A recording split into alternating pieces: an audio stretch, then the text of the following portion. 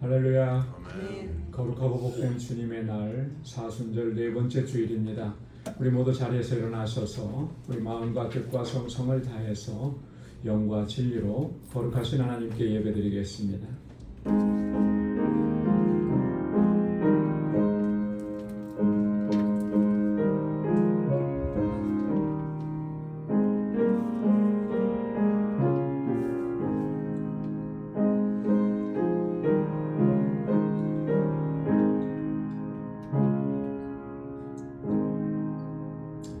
할렐루야. 새 노래로 여호와께 노래하며 성도의 모임 가운데서 찬양할지어다.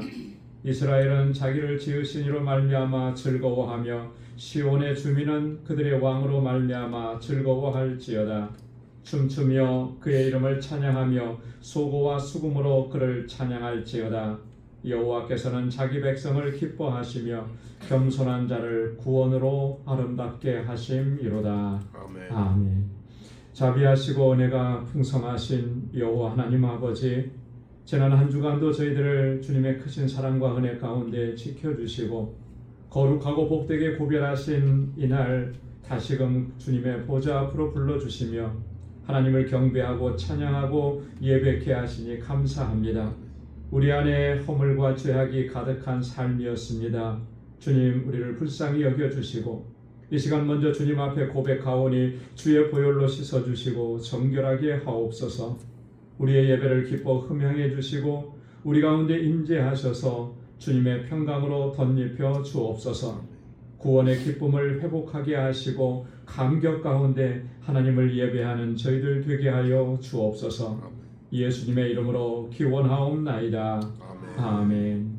전능하사 천지를 만드신 하나님 아버지를 내가 믿사오며 그 외아들 우리 주 예수 그리스도를 믿사오니 이는 성령으로 잉태하사 동정녀 마리아에게 나시고 본디오 빌라도에게 고난을 받으사 십자가에 못 박혀 죽으시고 장사한 지 사흘 만에 죽은 자 가운데서 다시 살아나시며 하늘에 오르사 전능하신 하나님 우편에 앉아 계시다가 저리로서 산 자와 죽은 자를 심판하러 오시리라. 성령을 믿사오며 거룩한 공예와 성도가 설교통하는 것과 죄를 사하여 주시는 것과 몸이 다시 사는 것과 영원히 사는 것을 믿사옵나이다. 아멘. 자리에 앉으시기 바랍니다. 찬양으로 하나님께 영광 돌리겠습니다.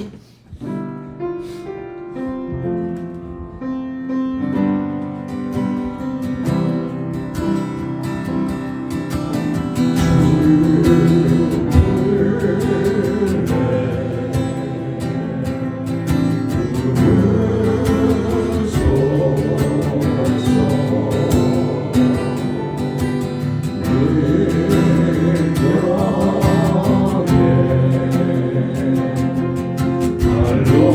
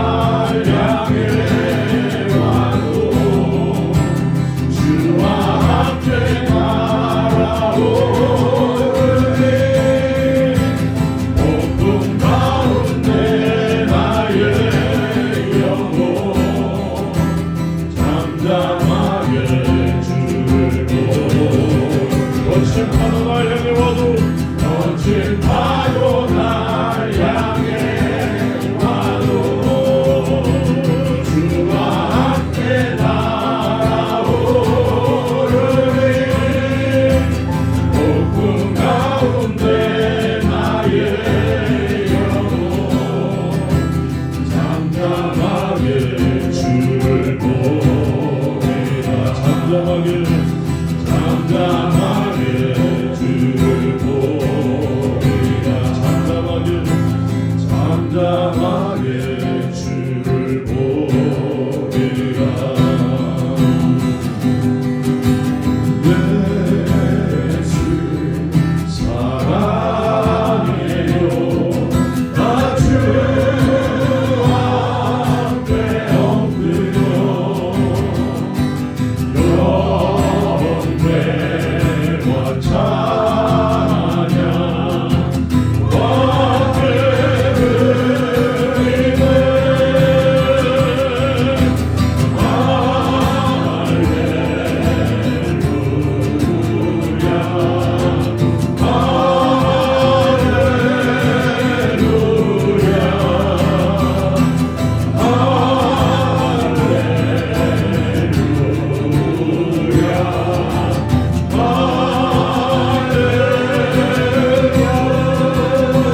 예수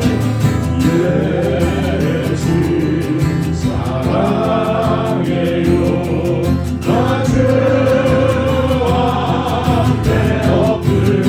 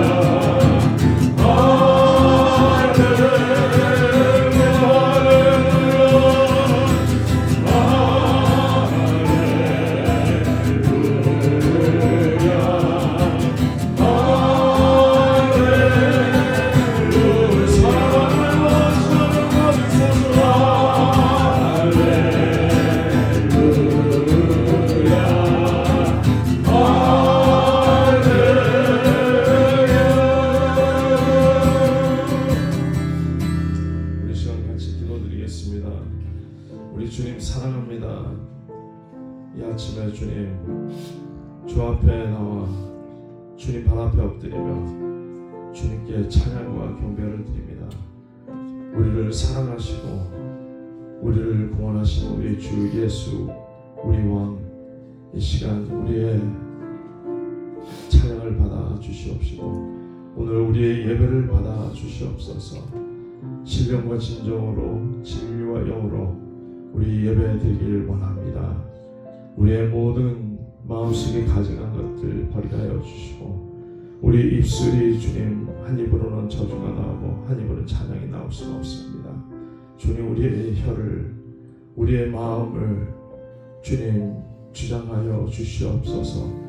우리 이 시간 하나님께 감사드리며 주님께 회개하며 오늘 우리 예배가 온전히 하나님께 드리기를 원하며 이 시간까지 통성으로 기도드리겠습니다. 할렐루야.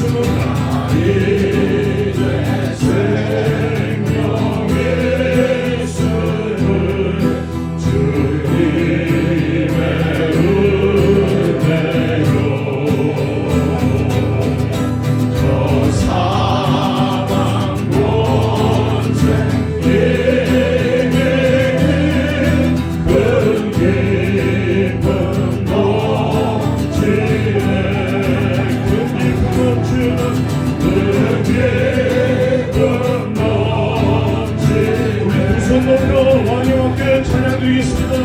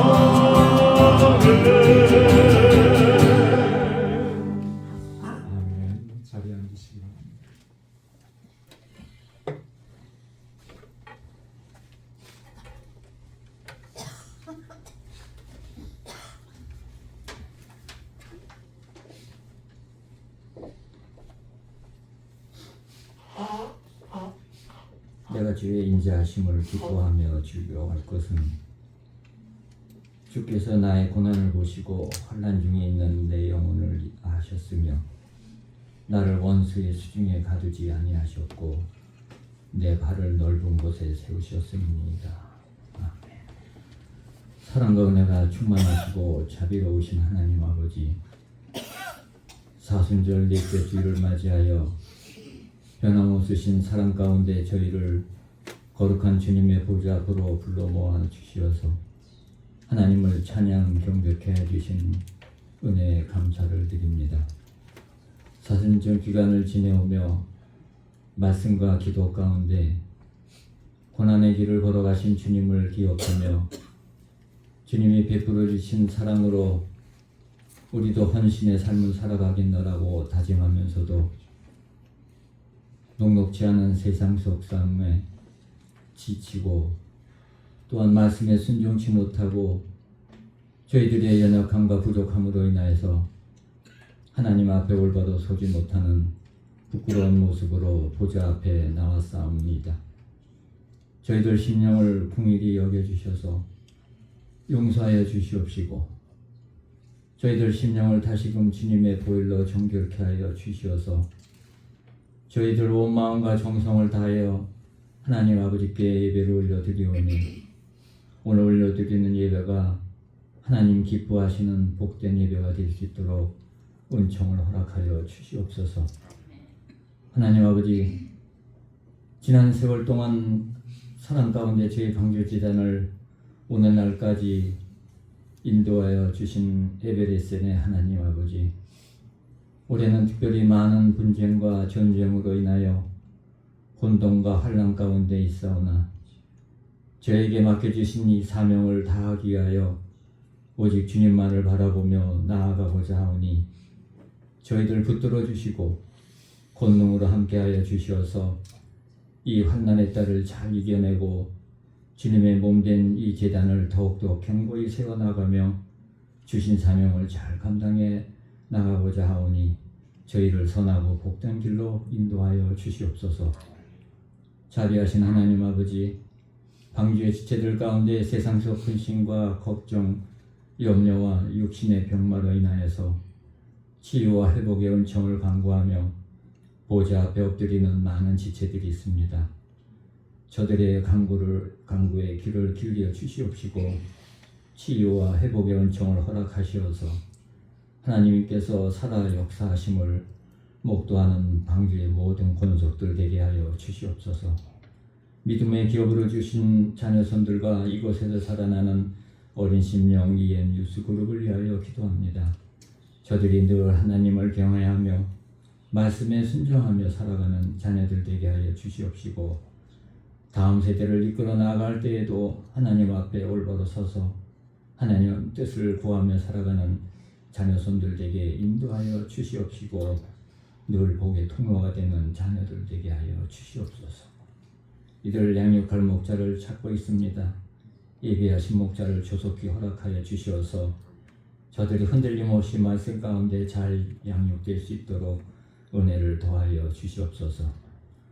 하나님 아버지, 이 선교지와 알라메다 방주교회를 위하여 기도합니다. 어려운 가운데서도 지켜주시고 많은 선교지와 선교사님들 강건히 붙들어 주셔서 이들이 혼돈과 환난 가운데서도 주신 사역이 반석 위에 견고히 세워져 나갈 수 있도록 은총을 허락하여 주시옵소서. 특별히 알라메다 방주교회를 기억해 주시옵소서. 엘리아스 목사님과 그 가정을 은혜 가운데 붙들어 주시고 특별히 많은 영혼을 구원의 길로 인도하여 나아갈 때마다 엘리아스 목사님 성령 충만함으로 같이 하여 주시옵소서. 동역하는 박지만 한여정 선교사님께도 늘 강건함과 권능을 함께하여 주시어서 알라메다 방주교회가 그 지역에 진정한 생명의 불빛을 밝게 비추는 복된 재단으로 세워져 나갈 수 있도록 은혜를 내려 주시옵소서. 오늘도 예배를 빛나기 위하여 땀 흘려 헌신하고 애쓰는 많은 손길들이 있습니다. 하나님 아버지 축복해 주시옵소서.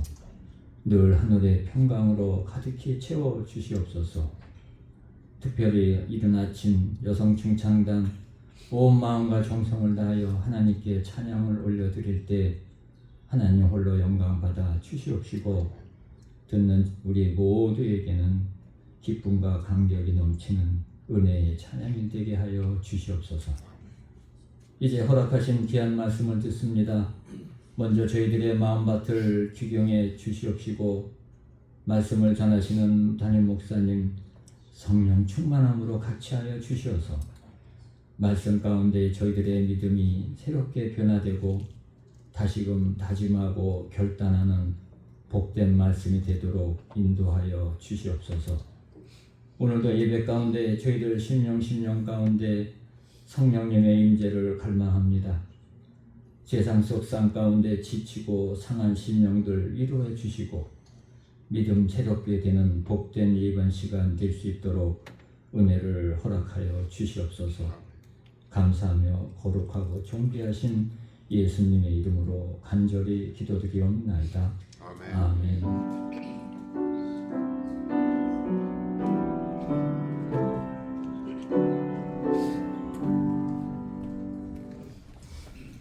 오늘 이 시간 우리에게 주시는 하나님의 말씀은 시편 13편 1절에서 마지막 6절까지 말씀입니다. 시편 13편 하나님의 말씀을 봉독하겠습니다. 여호와여 어느 때까지니이까 나를 영원히 잊으시나이까 주의 얼굴을 나에게서 어느 때까지 숨기시겠나이까 나의 영혼이 번민하고 종일토록 마음에 근심하기를 어느 때까지 하오며 내 원수가 나를 치며 자랑하기를 어느 때까지 하리이까 여호와 내 하나님이여 나를 생각하사 응답하시고 나의 눈을 밝히소서. 두렵건대 내가 사망의 잠을 잘까 하오며 두렵건대 나의 원수가 이르기를 내가 그를 이겼다 할까 하오며 내가 흔들릴 때에 나의 대적들이 기뻐할까 하나이다. 나는 오직 주의 사랑을 의지하여 싸우니 나의 마음은 주의 구원을 기뻐하리이다. 내가 여호와를 찬송하리니 이는 주께서 내게 은덕을 베푸심이로다. 아멘. 아멘. 여성 중창단에서 찬양으로 하나님께 영광 돌리겠습니다.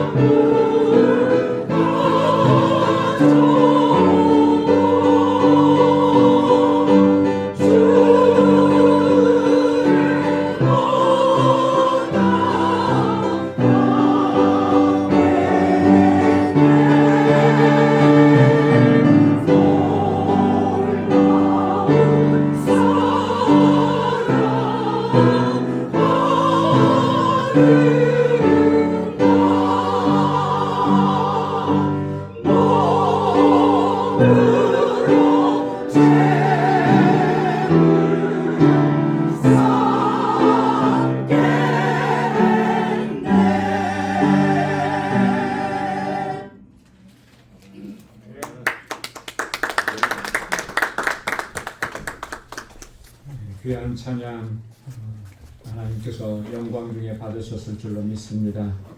놀라운 사랑 받은 우리들입니다. 그래서 우리도 우리의 몸과 우리의 삶 전체를 하나님 앞에 온전히 헌신하여 드리기로 결단하는 그런 고백과 결단이 있기를 소망합니다. 할렐루야. 요즘 곳곳에서 전쟁으로 인해서 수많은 사람들이 죽어가고 고통하고 신음하고 또 이런 이야기 소식 뉴스를 접하면서 마음이 편하지가 않습니다. 수많은 사람들이 죽어가고 삶의 터전이 파괴되어져 가는 이런 모습, 그동안에 평생 동안 쌓아왔던 그 모든 것들을 단 한순간에 다 잃어버리고 다 무너져 내리는 그 참상을 뉴스를 통해서 보지만 얼마나 고통스러울지, 얼마나 아플지, 얼마나 정말 힘들지 조금씩은 느낄 수가 있는 것 같습니다. 무고한 생명들이 그렇게 죽어가고 있습니다. 특별히 그 뉴스에서도 봤지만 우리 초등학교에서 폭격을 맞아서 그 어린 생명들이 아직 싹도 틔워보지 못한 그 어린 생명들이 죽어가는 그 현장, 그건 정말 최악의 비극적인 상황이 아닐 수가 없다라고 하는 것이죠. 우크라이나 러시아 전쟁이 벌써 4년 넘게 이렇게 계속되고 있고요. 또 지금 미국과 이스라엘 그리고 이란 간의 이 전쟁이 당사자 국가들뿐만 아니라 그 주변에 있는 나라들까지 이런 어떤 엄청난 피해를 입게 되고, 이 전쟁들이 언제 끝날지 정말 알 수가 없는 그런 상황입니다. 얼마나 더 많은 사람들이 죽어야 이 전쟁이 끝날지, 또 얼마나 많은 그 삶의 터전이 파괴되어야 이 전쟁이 끝날지, 매일매일 들어오는 그런 뉴스 화면으로 이렇게 접하고 보면 정말 참혹하기 그지가 없습니다. 그 전쟁 당사자의 나라의 국가에서 사는 국민들은 얼마나 두렵고 얼마나 무서울까, 얼마나 힘들고 얼마나 고통스러울까, 하루하루를 버텨내는 것이 정말 얼마나 힘든 과정을 겪고 있을까, 말로 다 표현할 수 없고 우리가 상상할 수도 없을 겁니다. 우리는 그 가운데 있지 않기 때문에 그 총소리, 그 미사일이 와서 폭격해서 터지는 그 소리, 그게 얼마나 고통스럽고 얼마나 두려움을 가져다 주는지 우리는 감히 짐작할 수가 없습니다. 하루하루가 두려움이고 하루하루가 공포심이고, 지금은 저 포탄이 저쪽에 떨어졌지만 언젠가는 내가 있는 이 삶의 자리, 우리의 집에도 떨어질 수 있다라고 하는 그 불안감, 극심한 불안감이 과연 밤에 잠을 잘 수 있게 하겠는가. 이스라엘에서 사역하시는 한 목사님께서 영상을 보내주셨어요. 그 영상은 좀 특별하더라고요. 왜냐하면 다른 영상들은 다 뉴스를 통해서 봤는데 이분이 보내준 영상은 본인이 직접 촬영한 거예요. 셀폰으로 직접 촬영을 했는데 공중에 미사일이 날아다니고 그 미사일을 요격하는 또 요격 미사일이 가서 공중에서 폭파시키는 것을 민간인이 직접 찍은 거예요. 그 목사님이 직접 찍어서 페이스북에 올렸더라고요. 언제 그 공습이 자신들에게 떨어질지 모르니까 한인들을 이렇게 모아가지고 이집트로 피난 나가는, 차를 크게 버스 한 대를 대절해서 이집트로 피난 나간 그런 과정들을 설명하면서 그 영상을 보여줬는데, 이게 정말 현실적인 것이고 또 저들의 삶 속에서는 지금도 여전히 일어나고 있는 공포고 두려움이고 이렇다라고 하는 것을 간접적으로 볼 수가 있습니다. 여러분, 이런 상황 속에서 한 사람이, 개인이, 국민이 할 수 있는 일이 뭐가 있겠습니까? 할 수 있는 게 하나도 없어요. 그렇지 않습니까? 피해서 숨어 보려고 하는데 숨을 만한 곳도 없는 게 그의 현실입니다. 그저 탄식하고 절규하고 부르짖을 수밖에 없는 그런 상황.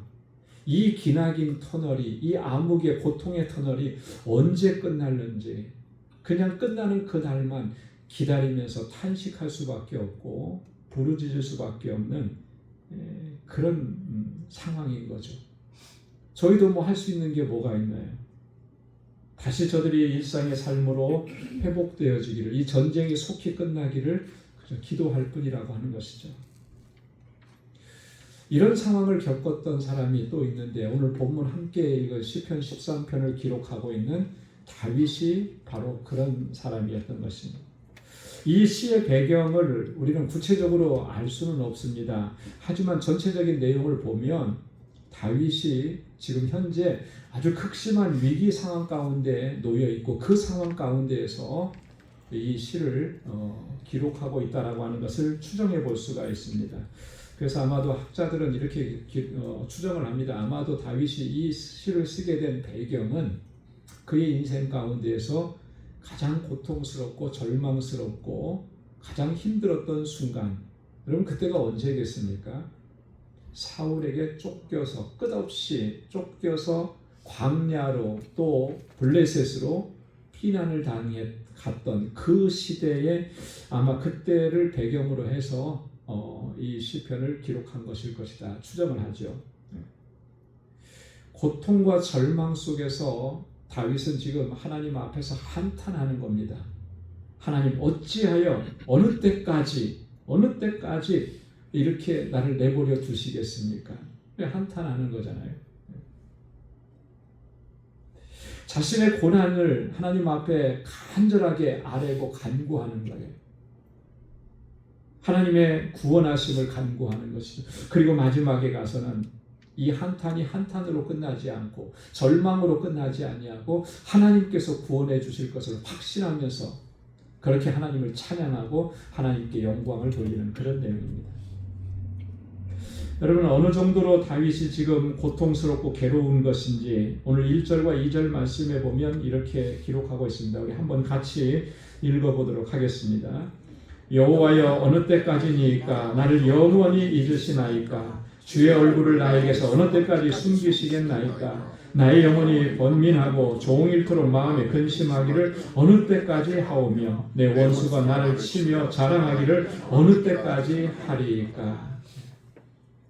정말 이 다윗이 느끼고 있는, 경험하고 있는 그 고통과 괴로움과 두려움을, 그 견디기 힘든 그 상황을 조금은 우리가 이해할 수 있는 것 같아요. 이 본문의 말씀을 읽어보면 하나님 앞에 이렇게 부르짖는데 하나님은 응답하시지 않고 하나님이 외면하시는 것 같은 나의 상황은, 나의 삶의 정황을, 내 이 고통스러운 것을 하나님께서 돌아보시지 않는 것 같은 그런 것들 때문에 정말 더 고통스럽고 더 힘들어한다라고 하는 것이죠. 여러분, 우리가 힘들고 고통스러운 가운데, 상황 가운데 놓였을 때 하나님 앞에 부르짖고 간구하면 하나님께서 우리에게 응답해 주시고 그 문제를 해결해 주시고 다시금 형통하게 하실 것이라는 것, 우리는 이 믿음을 가지고 지금 살아가고 있는 줄로 믿습니다. 여러분, 우리에게 다 그런 믿음이 있잖아요. 지금은 내가 고통스럽고 지금은 내가 괴롭지만 하나님께서 나를 이 가운데에서 건져주실 것이라고 하는 이 믿음. 여러분, 이 믿음은 어떻게 우리가 갖게 된 것일까요? 어떻게 우리가 그런 믿음을 가지고 이렇게 신앙생활을 할 수 있겠습니까? 그것은 하나님께서 그렇게 우리에게 약속해 주셨기 때문에 그런 것입니다. 이사야 41장 10절 말씀에 보면 두려워하지 말라 내가 너와 함께함이라 놀라지 말라 나는 네 하나님이 됨이라 내가 너를 굳세게 하리라 참으로 너를 도와주리라 참으로 나의 의로운 오른손으로 너를 붙들리라. 할렐루야. 하나님 우리에게 이렇게 약속을 해 주셨잖아요.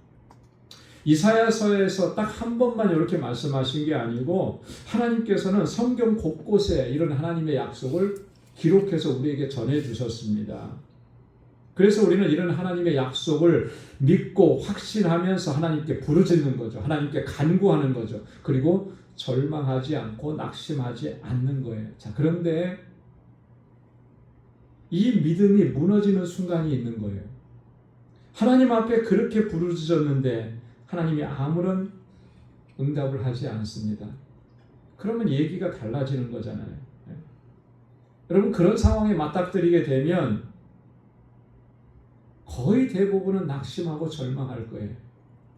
여러분들의 절망과 낙심, 우리의 절망과 낙심이 어디서 옵니까?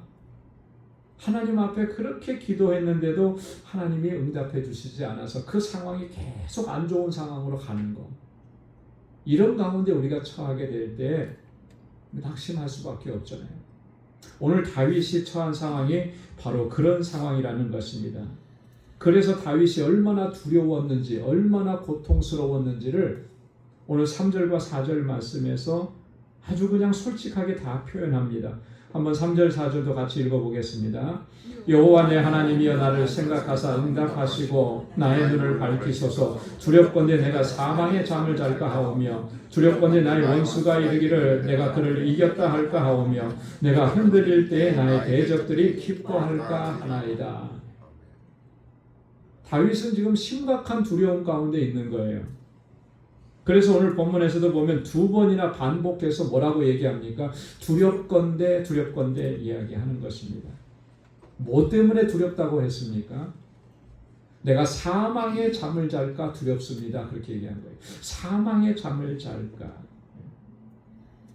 실제적으로 그가 이 사울의 쫓아오는 그런 핍박과 박해로 인해서 도망다니면서 극심한 고통과 죽음의 공포를 느끼면서 거기에 사로잡혀 있는 그런 고통, 두려움, 이게 실제적인 두려움이겠죠. 하지만 이보다 더 본질적인 의미에서 다윗은 두렵다고 얘기했습니다. 그게 뭐냐면 내가 사망의 잠을 잘까 두렵다라고 하는 거예요. 이런 상황들 때문에, 이런 고통 때문에 내가 사망의 잠을 잘까 두렵습니다. 이 사망의 잠을 잔다, 이게 무슨 의미겠습니까? 이 말은 한마디로 말하면 영적인 침체라고 하는 거예요. 영적 침체를 내가 겪게 될까봐 두렵습니다. 여러분 영적 침체라고 하는 말은 어떤 의미입니까? 우리가 영적으로 침체됐다 이런 표현들을 종종 쓰는데요. 어떤 상황을 얘기하는 겁니까? 그거는 한마디로 얘기하면 하나님의 부재를 경험하는 순간들을 얘기하는 거예요. 우리는 하나님은 살아계시다고 믿는데 지금 내 이 순간 속에서는 하나님의 살아계심이 느껴지지 않는 거예요. 하나님의 부재, 하나님과 멀어진 상태, 완전히 하나님과 멀어진 상태, 이것을 가리켜서 영적 침체라 우리가 그렇게 얘기하는 거예요. 다윗은 지금 내가 그렇게 될까 봐 두렵다라고 하는 거예요. 그게 내가 사망의 잠을 잘까 두렵습니다 라고 하는 그런 의미입니다. 여러분 우리 그리스도인들에게 있어서 정말로 심각한 상태는 뭐냐면 이런 영적 침체를 겪으면서 하나님과 멀어진 상태가 되는 것, 이게 정말 심각한 상태. 여러분 왜 이런 영적인 침체가 찾아오는 것이겠습니까? 여러 가지 이유가 있을 텐데요. 그 중에 두 가지를 얘기해 보면 이런 거예요. 아주 극단적인 경우입니다. 모든 것이 부유하고 넉넉하고 아무 근심 걱정 없을 때에도 여러분 영적 침체가 찾아옵니다. 우리는 그게 하나님의 축복이라고 얘기하면서 부유하고 넉넉해서 평안하거든요. 근데 그때 영적 침체가 찾아온다는 거죠. 아이러니컬하지 않습니까?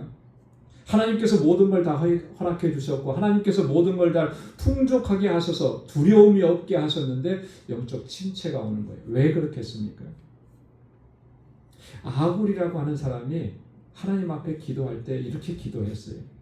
잠언 30장 8절로 9절 말씀에 보면 한번 같이 읽어보도록 하겠습니다. 나를 가난하게도 마옵시고 부하게도 마옵시고 오직 필요한 양식으로 나를 먹이시옵소서. 혹 내가 배불러서 하나님을 모른다 여호와가 누구냐 할까 하오며. 내가 배불러서 하나님이 누구냐 여호와가 누구냐 하나님을 나는 몰라. 이런 상황이 될까봐 두렵습니다. 그러니 하나님 나를 부하게도 가난하게도 마옵시고 그저 오늘 일용할 양식을 허락해 주십시오.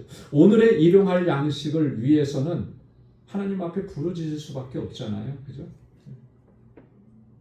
부유하고 넉넉한데 그게 하나님의 은혜인 걸 알아서 하나님께 감사하고 나가야 되는데 사람이 그렇지 않더라는 거예요. 마치 그걸 내 손으로 내 능력으로 내 힘으로 내 노력으로 다 이루어 놓은 것처럼 생각하면서 하나님 없이도 내가 살 수 있잖아. 이 정도 모아놨으면 내 평생 걱정 없이 살 수 있잖아.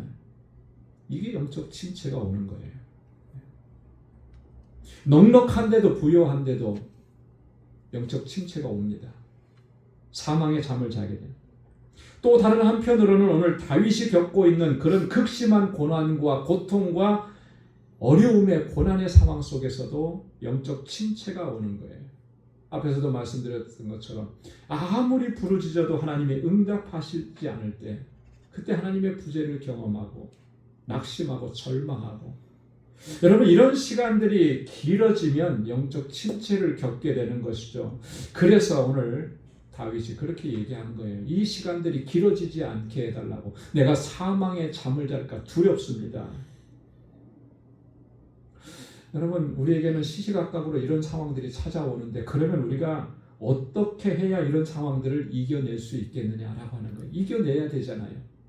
그 사망의 잠에 깊이 잠들어 있으면 안 되잖아요. 일어나야 되잖아요. 오늘 다윗의 고백이 그 방법을 우리에게 가르쳐 주는 거예요.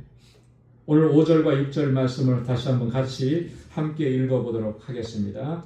나는 오직 주의 사랑을 의지하여 싸우니 나의 마음은 주의 구원을 기뻐하리이다. 내가 여호와를 찬송하리니 이는 주께서 내게 은덕을 베푸심이로다. 아멘. 다윗은 이렇게 절규하고 고통하고 하나님 앞에 부르짖으면서 마지막에 그가 하나님 앞에 고백할 수 있었던 거 그건 뭐예요?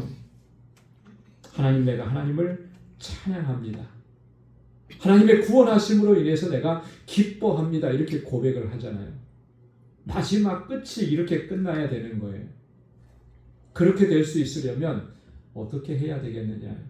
오늘 본문을 통해서 두 가지를 말씀합니다. 첫째는 오직 주의 사랑을 의지해야 하는 것입니다.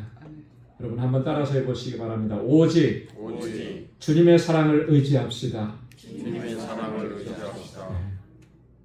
이 영적인 침체, 사망의 잠을 잘 것과 같은 그런 상황에서 벗어날 수 있는 것은 다른 방법이 없어요. 오직 주님의 사랑을 의지해야 하는 것입니다. 그래야만 오늘 다윗이 고백하고 있는 것처럼 우리 마음이 주님의 구원하심으로 인해 기뻐할 수 있다. 항상 기뻐할 수 있다라고 하는 거예요. 여러분 사랑은 사람을 변화시키는 놀라운 능력과 힘이 있습니다. 그렇지 않아요?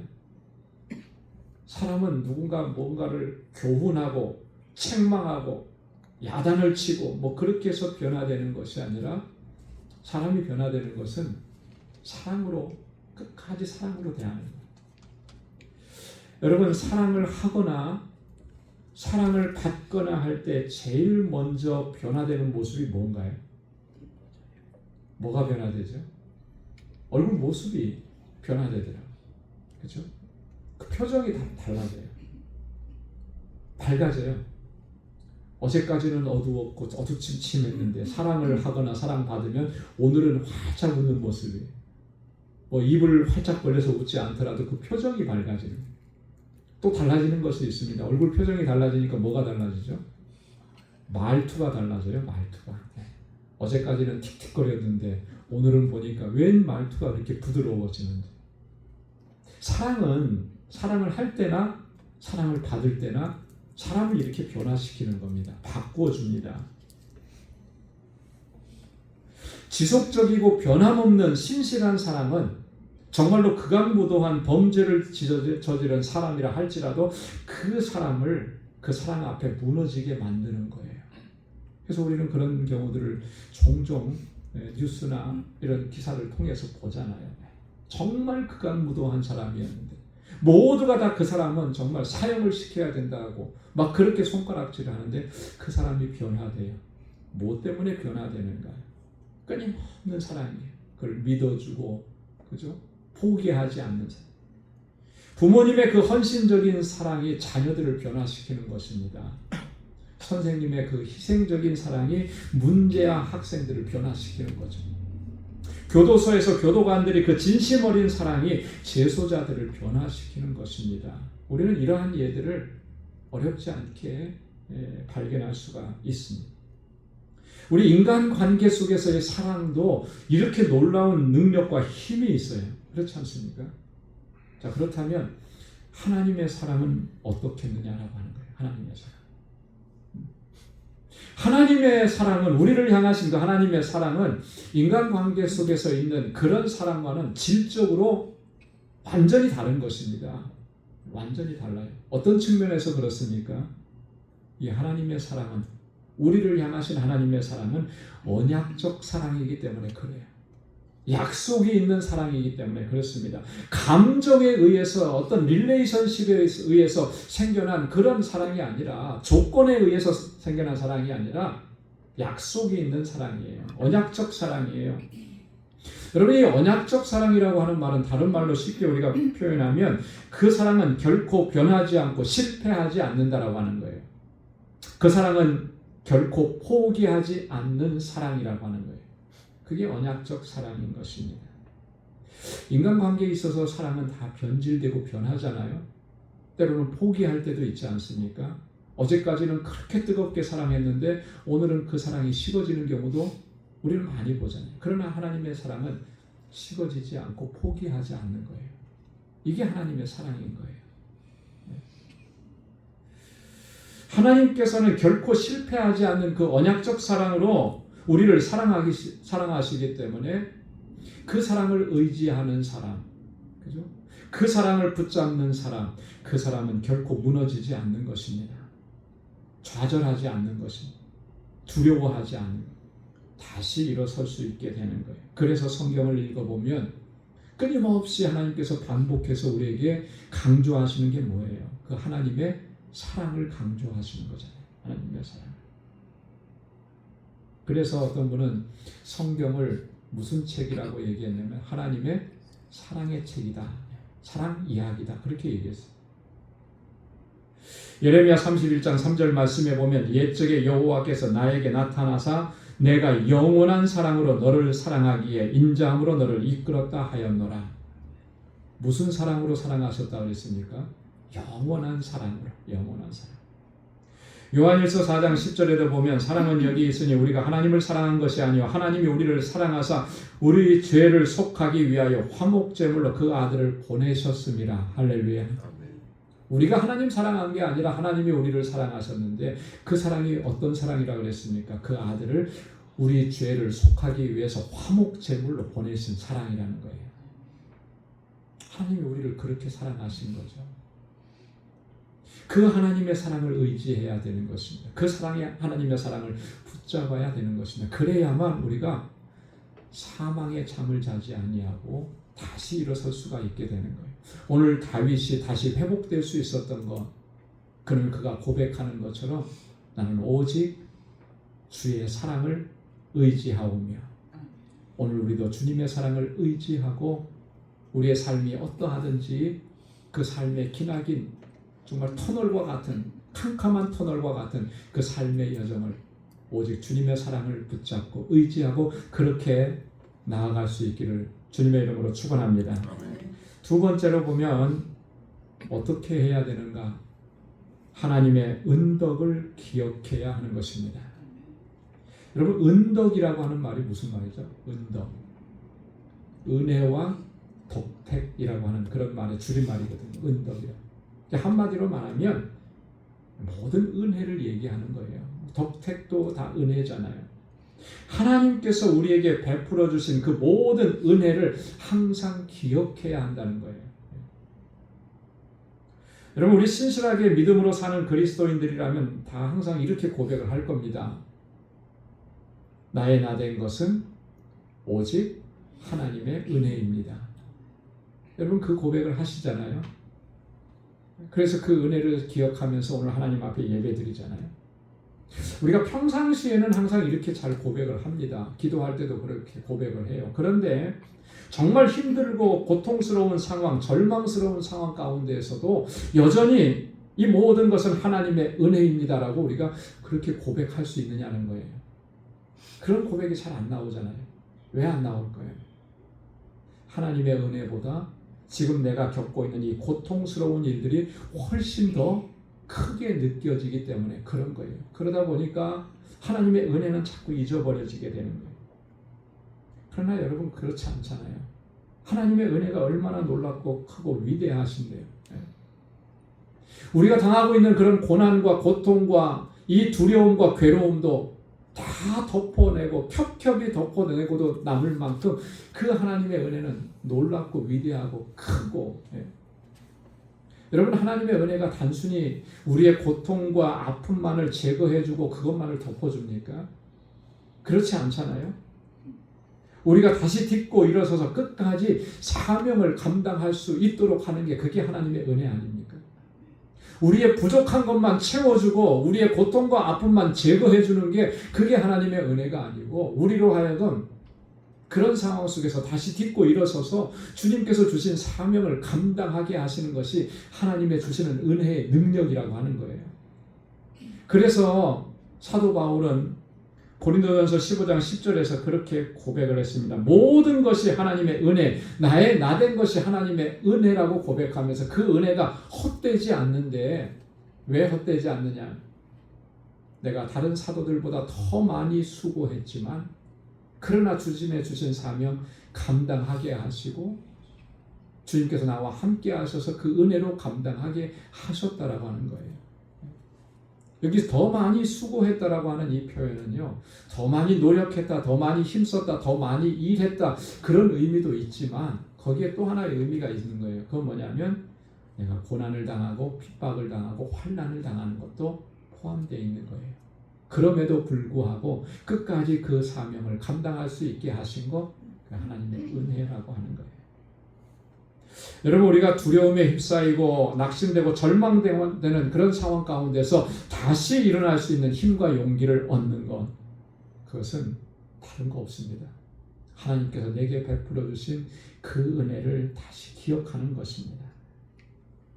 하나님의 은혜를 잊지 않고 항상 기억하는 사람, 그 사람은요, 앞으로의 삶에도 하나님을 신뢰하며 믿음으로 나아갈 수가 있는 거예요.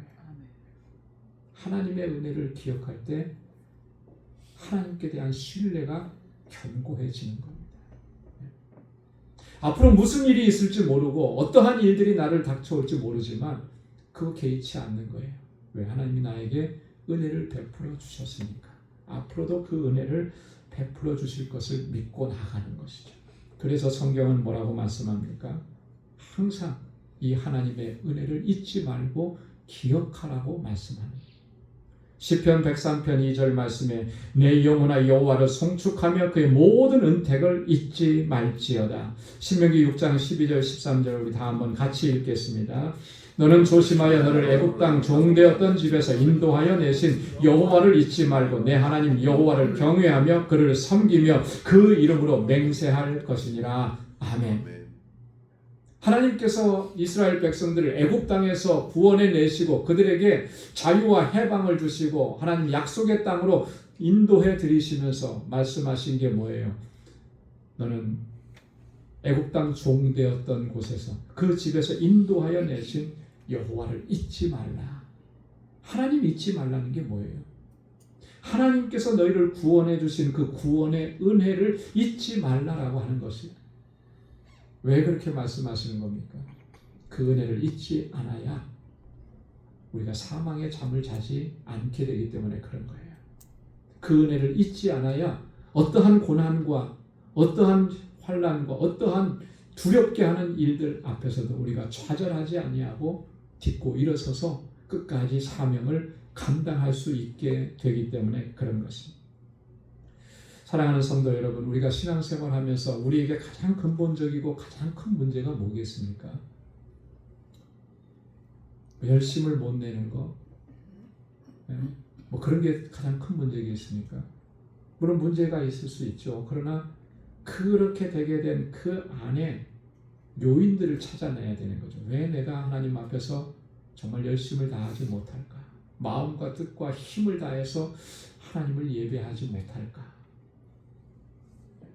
그 원인은요, 우리가 우리를 향하신 하나님의 사랑 너무 쉽게 잊어버리기 때문에 그렇습니다. 내게 베풀어 주신 그 놀랍고 위대하신 하나님의 은혜, 그리고 그 은혜의 능력을 우리는 너무나 쉽게 잊어버리는 거예요. 그러다 보니까 고난이 왔을 때, 시련이 왔을 때, 시험이 왔을 때, 유혹이 왔을 때 너무나 쉽게 우리가 무너져 내린다라고 하는 거예요. 사랑하는 성도 여러분, 온전히 하나님의 사랑을 의지하고 그렇게 믿음으로 나아갈 수 있기를 소망합니다. 하나님께서 우리에게 베풀어 주신 그 사랑과 그 은혜를 항상 기억해야 하는, 그래야 할 때 우리는 하나님의 주시는 승리를 경험하게 되고 날마다 기쁨으로 하나님을 찬양하게 될 줄로 믿습니다. 그렇게 하나님께 영광 돌리는 저와 여러분들의 삶이 될 수 있기를 주님의 이름으로 축원합니다. 기도하겠습니다. 은혜가 풍성하신 아버지, 자비하신 하나님 감사합니다. 오늘도 이 아침 하나님을 예배하게 하시니 고맙습니다. 우리를 향하신 그 하나님의 크고 놀라우신 사랑과 지금까지 우리에게 베풀어 주신 그 하나님의 위대하고 놀라우신 주님의 은혜를 항상 기억하게 하시고 그 사랑에 의지해서 믿음으로 나아가는 저희들 되게 하여 주옵소서. 때때로 우리가 낙심하고 절망하며 사망의 잠을 잤던 적도 있었습니다. 하나님 불쌍히 여겨주시고 이 잠에서 깨어나게 도와주시고 주님의 주시는 능력으로 하나님께 영광 돌리고 주님의 이름을 높이며 살아가는 거룩한 백성이 되도록 우리를 인도하여 주옵소서. 모든 것 감사하고 예수님의 이름으로 기도드리옵나이다. 아멘. 찬송 304장 부르시면서 준비하신 예물 하나님께 드리겠습니다.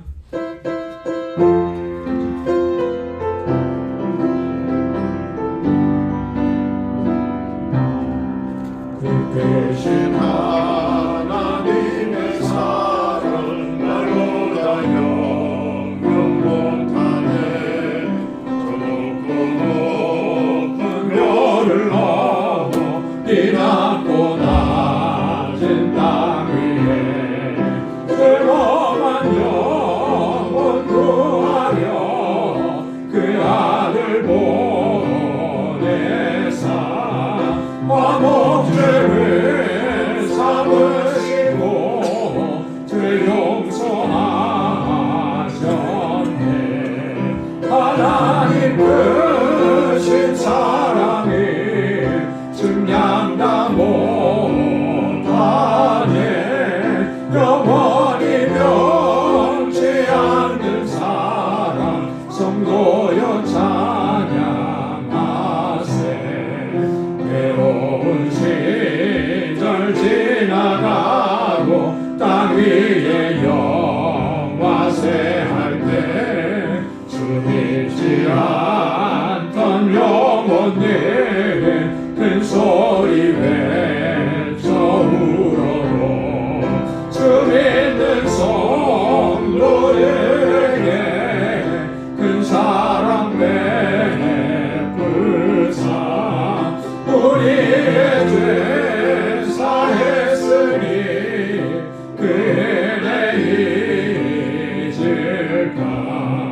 하나님 크신 사랑이 증량다 못하며 영원히 변치 않는 사랑 성도여 찬양하세. 하늘을 그네 말이 삼고 바다를 먹물 삼아도 한없는 하나님의 사랑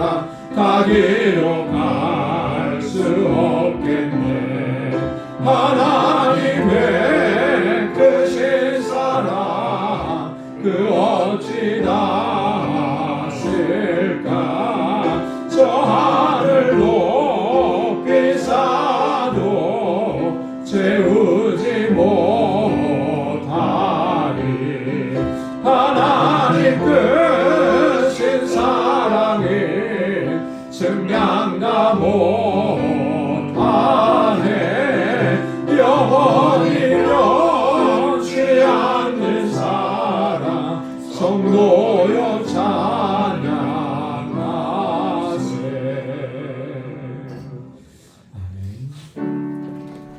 내게 있는 모든 것을 아낌없이 드리네.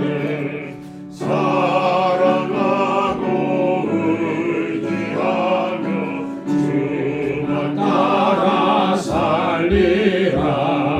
주께 드리네.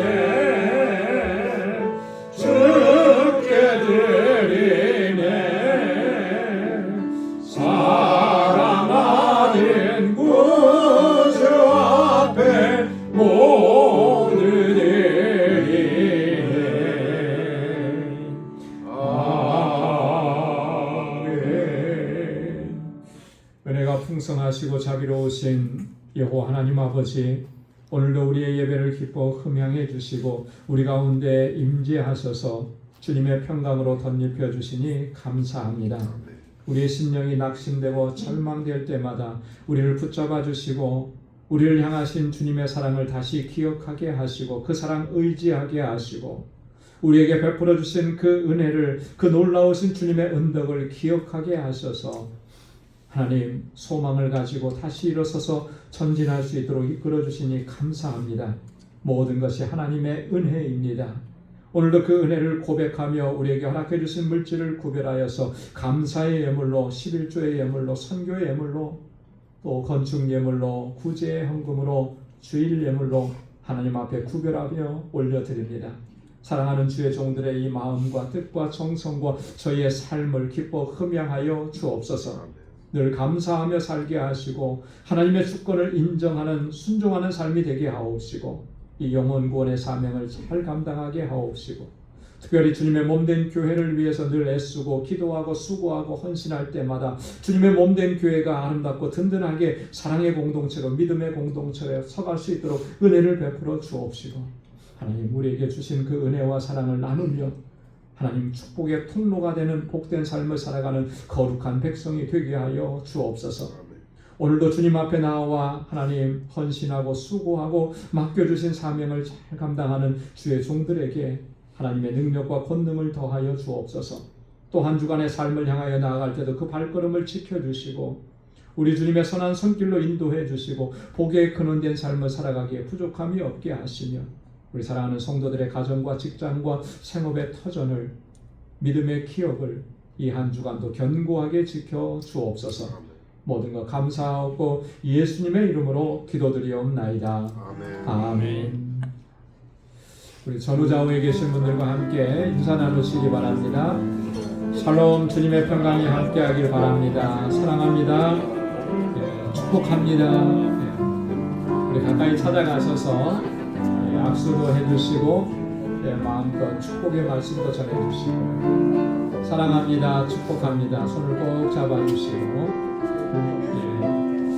오늘 부득이하게 영상으로 예배를 드리시는 우리 방주 권석 여러분들, 여러분들의 삶 가운데도 하나님의 크신 은혜와 주님의 평강이 늘 함께 하시기를 소망합니다.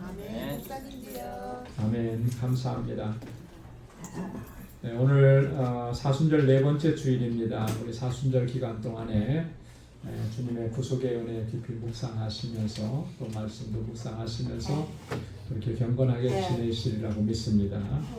여러분 이 한 주간의 삶도 거룩한 하나님의 백성다운 삶이 계속 이어질 수 있기를 소망합니다.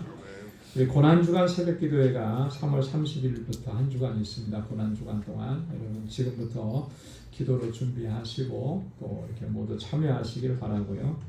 부활주일에는 새벽 예배와 또 우리 연합 예배가 있으니까 부활주일 위해서도 기도해 주시기 바랍니다. 우리 단기 선교에 관해서 또 한 가지 알려드립니다. 우리 이번 2026년 단기 선교는 우리 지난 주일에 우리 장로님들과 선교부원들과 같이 좀 의논을 했는데요. 멕시코 상황이 아직은 이렇게 좀 안정적이지 못하고 또 불안한 요소들이 많이 있고 해서 올해는 단기 선교를 가지 않는 것으로 이렇게 결정을 했습니다.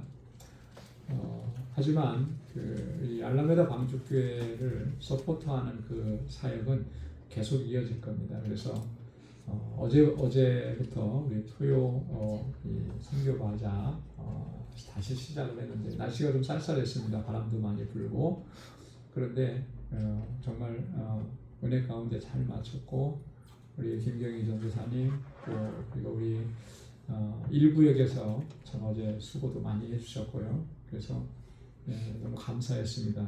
수고한 것만큼 아니 그 이상으로 하나님께서 채워주셨는데 전도사님이 이렇게 보내주셨거든요. 어제 하루 금요일날 새벽에 한 거하고 합쳐서 675불이 결산이 됐대요. 놀라셨죠? 너무나 감사합니다. 겨울에 쉬었다가 딱 이렇게 시작을 하니까 아마 주변에서도 관심들을 많이 가지시고 지나가시는 분들이 또 오셔서 알아보시고 또 도네이션도 해주시고 참 감사해요. 이렇게 하나님 이렇게 여러 손길들을 통해서 사역하게 하셨습니다. 그리고 또 우리 1구역에서도 다 나오셔서 이렇게 처음부터 또 봉사해 주시고 너무 감사하고 여러분 하나님께서 또 이 단기 선교를 위해서 준비하는 이 모든 일에도 하나님 함께 하실 줄로 믿습니다. 그래서 6월 둘째 주 토요일에 있는 단기 선교 바자회는 그대로 진행을 합니다. 그래서 여러분 보고 신경 써주시고 기도해 주시고 또 준비해 주시면 고맙겠습니다. 오늘 2부 예배 후에 친교 후에 우리 구역장 교사 모임이 있습니다. 기억해 주시기 바랍니다. 제1여성교회 주간 성경 퀴즈 대회 4월 12일 주일에 있는데 그동안엔 제가 광고를 안 했거든요. 오늘부터 광고를 하겠습니다. 구역대항전입니다. 구역대항전이니까 구역 식구들 또 함께 협력해서 또 해주시고 간간히 또 개인적인 문제도 낼 거예요. 그러니까 개인적으로 준비하는 일도 하시고 그렇게 준비해 주시면 좋겠습니다. 우리 제1남 성교의 원례가 오늘 2부 예배 후에 친교 후에 있습니다. 기억해 주시기를 바랍니다. 우리 다 함께 자리에서 일어나셔서 620장 1절 읽으시겠습니다.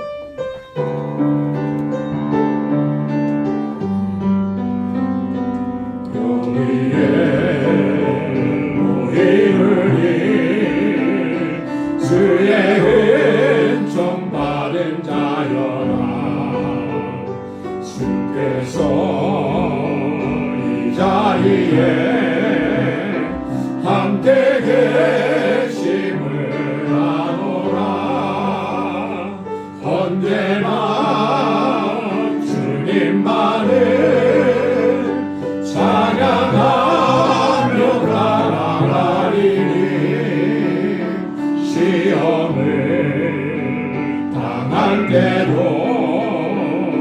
함께 계심을 믿노라 이 믿음도 무쇠라 주가 지켜주신다 모든 밤에도 주의 밝은 인도하여 주신다. 아멘. 이제는 우리 주 예수 그리스도의 무한하신 은혜와 하나님 아버지의 크고 놀라우신 사랑과 성령의 위로 교통 충만하심의 역사가 오직 주님의 사랑에 의지하여 하나님께서 우리에게 베풀어 주신 그 은덕을 기억하며 오직 믿음으로 나아가 하나님께 영광 돌리는 삶을 살아가기로 결단하는 우리 방주의 모든 믿음의 권속들 저들의 가정과 직장 생업의 터전 위에 이제로부터 영원까지 함께 하시기를 간절히 축원하옵나이다. 아멘.